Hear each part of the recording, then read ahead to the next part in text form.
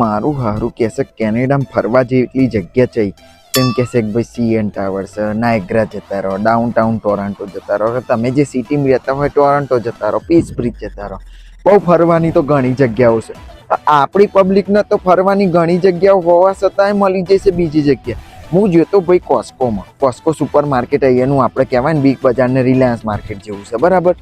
તોય આપણી પબ્લિક જો પહેલાં તો પિકનિક સ્પોટ સમજી બેસી છે, એટલે આવે છે તો મજબૂત ખાવાનું મળે સસ્તું એટલે, અને બીજી વસ્તુ તૈયાર થઈને આવે. એટલે તૈયાર થઈને આવવાનું મને કન્સેપ્ટ જ ક્લિયર નહીં થતો. લેવા જ આવશો તમે ગ્રોસરી, ઘેરથી નીકળીને તમારે જવાનું છે ઘેર, ખાલી વસ્તુ 4-5 10 ઉઠાવવાની હોય, એમાં તૈયાર થવાનું ચો આવે છે મારે ભાઈ. અહીંયા ડાકુ જેવા છે, દૂધ લેવા જઈએ છે, 2 થેલીઓ દૂધની 8 લીટર થેલીઓ ઊંચી કરીને આવીશું અમે.